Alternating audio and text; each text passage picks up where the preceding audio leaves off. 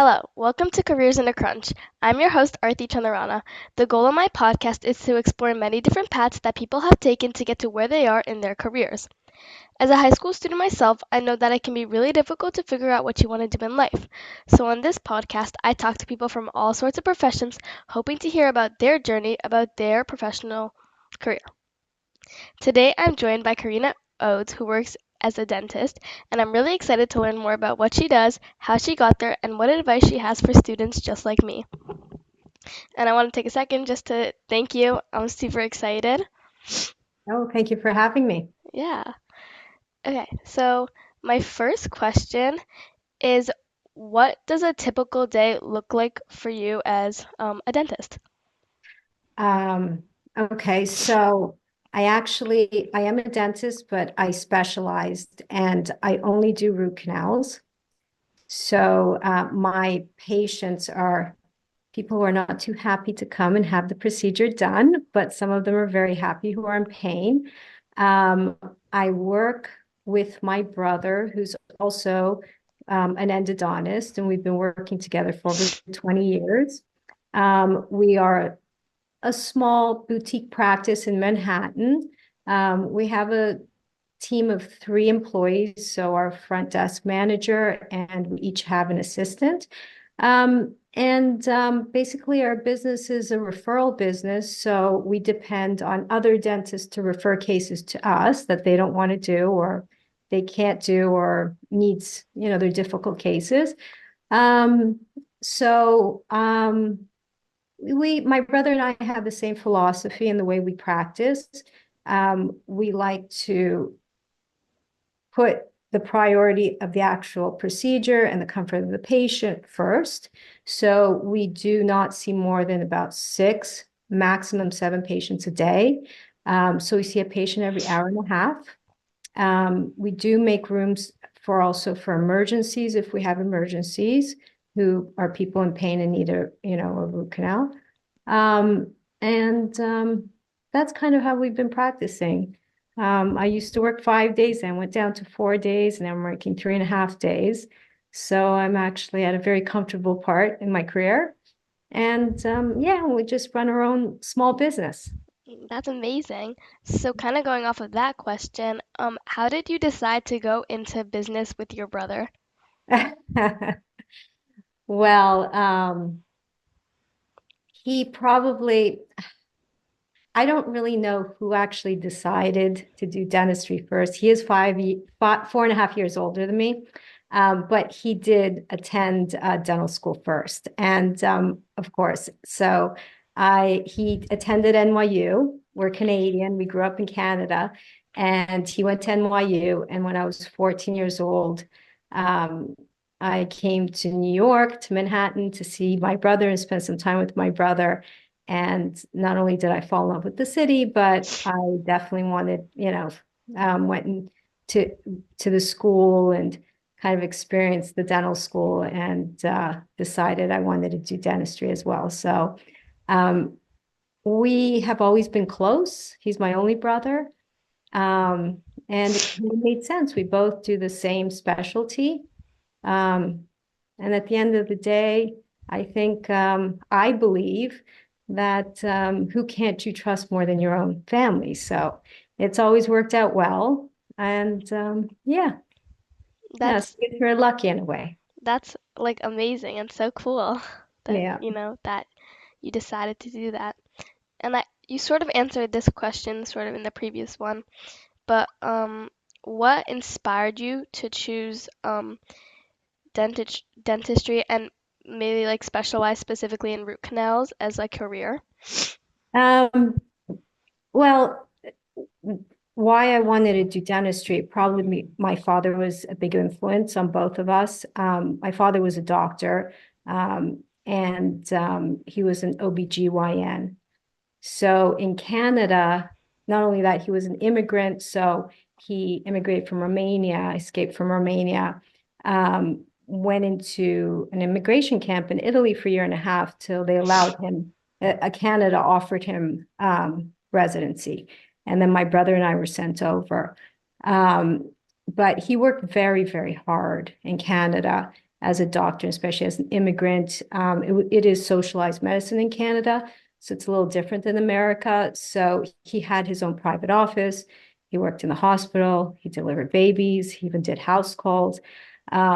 So just in general, science was always, you know, we were surrounded by that at home growing up.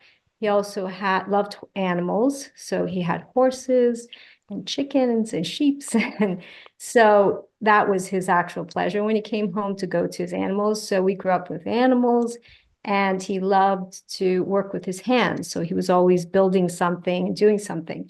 So we were always helping him around the house or the barn, and we both probably developed a love for science, and we like to work with our hands.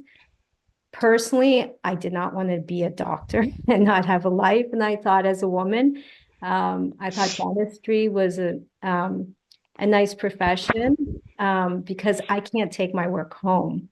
So I can, get married, have children, have a family, and also a career.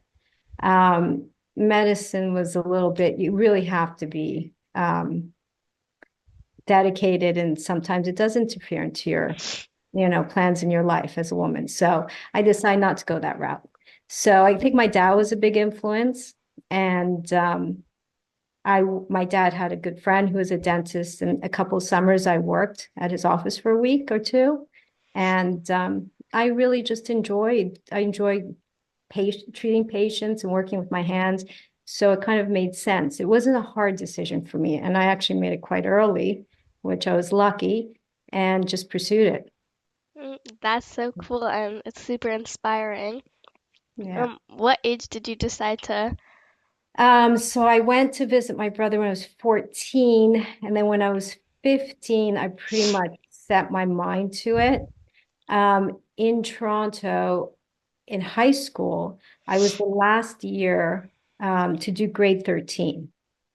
So you can stop at grade 12 and then go to a community college or a trade school. Or if you want to go to university, you would do grade 13. And in grade 13, you'd kind of pick the direction you want to go into. So if you want to do liberal arts, you want to do sciences, depending on what you kind of want to major, and that's what you would be applying for university. And actually, the universities only looked at your grade 13 marks. Oh, wow. Yeah. So I think there's more positives than negatives in that. The positives being you're a little more mature. You've, you know that year counts. Of course, there's negatives. Things can happen in a year, can affect your marks. But in general, I think I thought it was a great system, but they changed it now to the American style, up to no more grade 13 till 12, and they look at the whole 4 years, your GPA, right? Um, so yeah, so I pretty much decided when I was in high school, that's what I wanted to do. And when I went to university, I went to University of Guelph, where your mom grew up. And they had a very good vet school there, so a strong science program. And what I did was I kind of knew I wanted to go to NYU and be in Manhattan because my brother went through NYU, or Boston. I wanted to go to Tufts. So I wrote a generic letter. I addressed it to each dental school in America, or as many dental schools I can find in America. And I just wrote a letter to everybody and said, what courses do I need to take in university for you to even consider me as an applicant? And most of them wrote back. And, they told me how many chemistries and physics and biochemistry and all the courses they required me to take before I should even put an application. So it was probably those courses, those were the key science courses that they were looking for. So they didn't, specify they wanted a degree or something, but you had to have those courses. So that's what I did, made sure I had all of those, and then I applied. That's amazing how you Yeah. wrote like all the letters and sent them out. That's super Well, one letter, and I inspiring. just addressed everybody individually, but yeah, yeah. Um, so my next question is, what are some challenges you face in your job, and how do you handle them? Um, so a lot has changed. Um, I've never worked actually I've never worked for anybody else. I've always worked for myself. Um, Actually, when I got to NYU, I came as a Canadian student, so I was on a student visa. Um, and when I graduated, New York State would not give me a New York State license unless I had a green card. Any other state in America would, but New York wouldn't. They probably had too Oh, many dentists. So I had to find a job. I found a job in New Jersey with a specialist, an endodontist, and he had to sponsor me. So that what that means is he has to interview maybe a handful of American endodontists and myself, and kind of, show that he tried to look for an American and to hire an American, but he ended up with me. I was a better candidate, and I had to go through the whole process. And it took about 2.5 years because this was over the time when September 11th happened. So everything was backlogged. It shouldn't have taken that long. So, but it was a very good experience because he taught me kind of the business end of dentistry, which we never were taught at the time at NYU. It was just purely dentistry, and any of the instructors maybe that you became more friendly with, they would give you some of their personal experiences about their own private practices and a little bit about the business end. But we didn't really have like courses in that in dental school. So it was good that I worked for this endodontist in New Jersey and learned the business end. Um, and at the time, you develop my business is all referral business. So you have to develop relationships with other dentists. Um, and if you do good work and you treat their patients well and they go back to them and they say, oh, Dr. Oades was great. She whatever painless root canal, I was very happy. They're happy. Things have changed a little bit these days. There's a lot of these corporate entities, private equities that are coming in and buying up a lot of dental offices. And they're offering, well, they're looking for certain types of dental offices, but they're offering quite a bit of money for the, especially for the dentists that are looking to retire, or not even, you don't even have to retire. You can be halfway through your career and financially it looks good. But sometimes what happens is you're not getting, it's a money driven model, and it's not anymore, the patient is the first.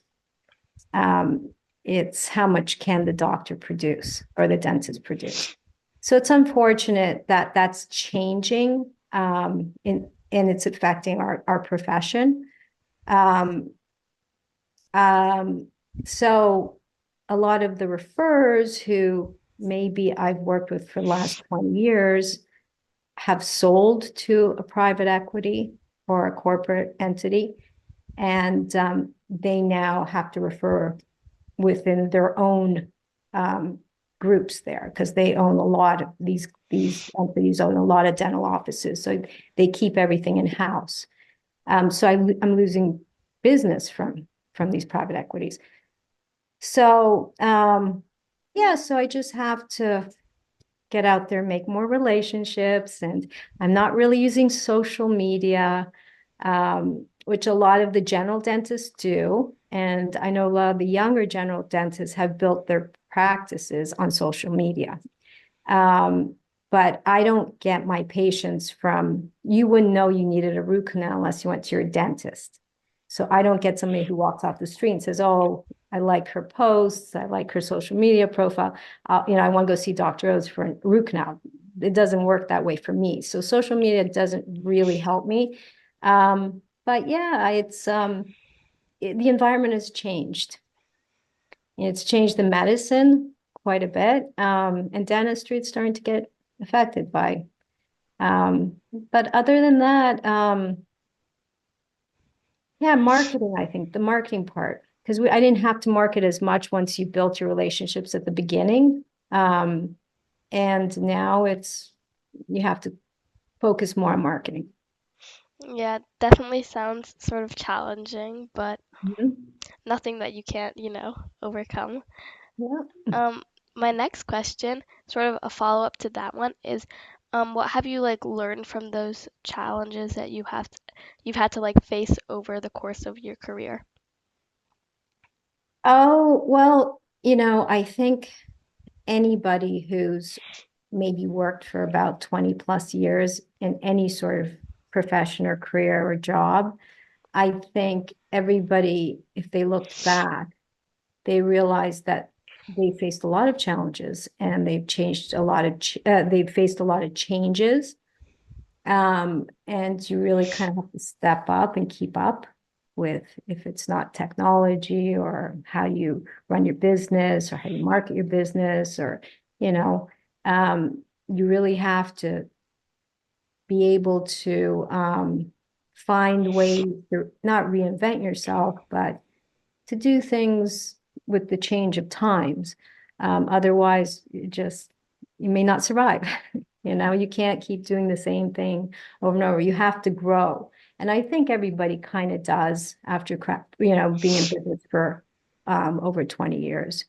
You look back and you realize there's been a lot of challenges I've had, and you have to keep up with it and do it. Yeah. Yeah, I think that's like a really important point to like I guess adapt to your surroundings when Yeah. And there's then with the change. change in times, you have to adapt to it, definitely. Yeah.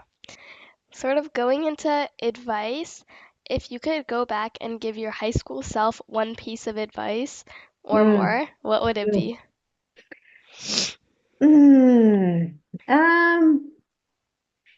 If from high school Or college or or college, um, you know, I think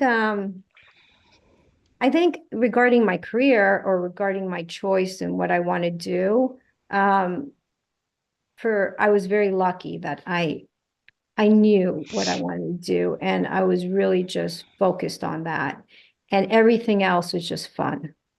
So I was able to, I made some great friends that I still have today. And it was probably, except for dental school as well, was a great time, but college was it was a great time to just, make great friends.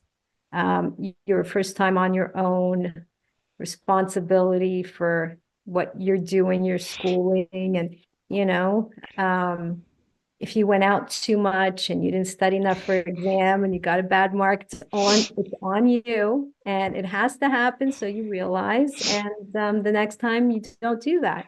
So everything you had to grow up, right? Um, but yeah, no, I can't. What advice? I don't know what advice because I kind of just made a decision and did it. So, would I have liked to do anything else? I don't think so. Um, yeah, no, I was lucky because I knew what I wanted to do. So it made it easy. yeah, that's really amazing how like you kind of like set your mind to what you wanted to do and it just did it. Yeah, and it was easy because I knew the path I had to take. But if I look at the girlfriends I had in college, some of them, one wanted to be a teacher, another one wasn't sure. She was majoring in biology and minoring in something else, but she didn't know which direction to go into, but she enjoyed those courses.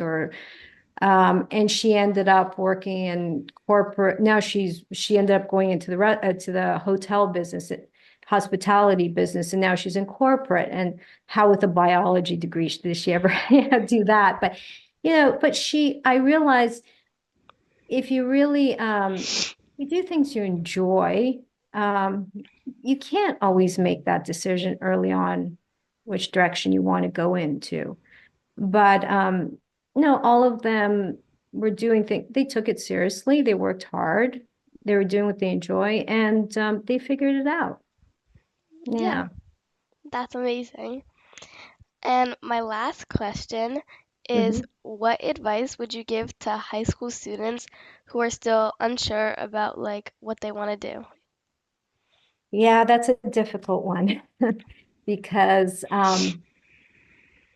so like I said, I don't have a lot of experience, obviously, in the corporate world because I've never worked in the corporate world.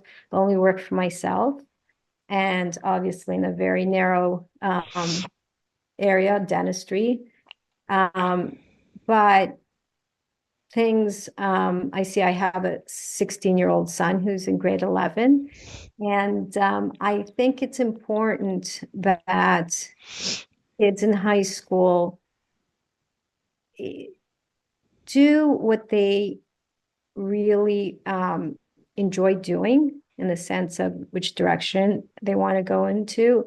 And you have to put in, if you can, 100% and be realistic um, about, or try to figure out what you're good at. Um, if at least you're doing something or you're working your way towards something that you're good at, then I think it's easier. Um, but never close the door. Don't be too rigid in what, you know, leave it open and experience different things. Um, I think one important thing is if, say, a high school student is interested in, say, medicine, dentistry, see if you can find through your parents some friends who are in that industry and go and just shadow them or ask them if you can shadow them for a day or an afternoon or whatever they'll offer. It's a great experience to see what the real world is like because you don't have that experience. Um, and it may click with you just from 1 or 2 days of being with somebody out in the real world, or it may be like, oh God, I can never do this in my life, right? So I think that's really important. If you don't know what you want to do, it could be a law office, it could be business, whatever, any job. But try to just be a little bit, no, try to experience what real life may be like in that respect. I think that would help because at the end of the day, you have to make a decision at some point, Yeah. right? Yeah, I think So, that's it's like super important for people, I guess, like me to hear both the things you said about doing like what you're interested in and what you're good at and also like sort of getting the real world experience. I think yeah, that's really important. yeah. Mm. So thank you so much for sharing your story. It was so inspiring and Thank yeah, you. definitely gonna, help a lot of people like me. Oh, great, great. Well, thank you. And Thank you. you're welcome, Marty. Thanks. Bye bye. Have a great Bye. day. That's it for this episode of Careers in a Crunch. If you found today's conversation helpful and informative, be sure to share it with a friend or family member. Don't forget to subscribe so you never miss an interview. Thank you. Have a great day.